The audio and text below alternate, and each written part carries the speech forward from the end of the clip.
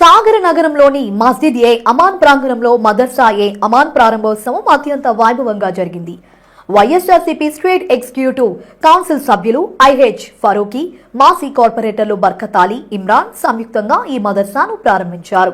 ఈ సందర్భంగా ముఖ్య అతిథిగా పాల్గొన్న ముఫ్తీ జనాబ్ అబ్దుల్ కుయాం సాహెబ్ మాట్లాడుతూ యువతలో ఇస్లామిక్ విద్యతో పాటు ఆధునిక విద్యను, నైతిక విలువలను పెంపొందించడంలో మదర్సాలు కీలక పాత్ర పోషిస్తాయని పేర్కొన్నారు.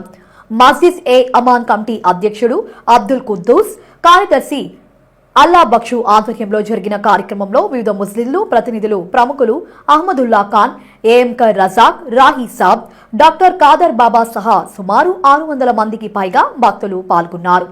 హాఫీజ్ ఏ ఖురాన్ హజీ బద్రుల్ కాద్రీ ప్రత్యేక ప్రార్థనలతో ముగిసిన ఈ కార్యక్రమం సాగర నగర ప్రాంతంలో ఆధ్యాత్మిక విద్యా ప్రగతికి ఒక నూతన వేదికగా నిలిచిందని చెప్పొచ్చు.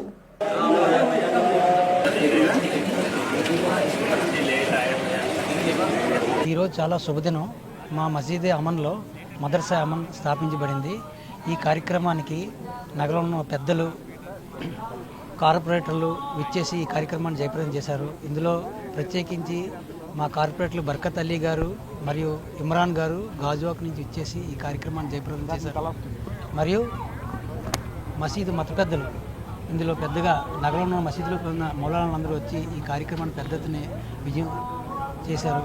సో నేను పేరున వీళ్ళందరికీ ధన్యవాదాలు తెలుపుకుంటున్నాను. ఈ కార్యక్రమం జయప్రదం చేశాను. అస్సలాము అలైకుం వరహ్మతుల్లాహి వబరకాతుహు. ఈ మదర్సాలో ముఖ్యంగా మా అరబిక్ క్లాసులు అవుతాయండి.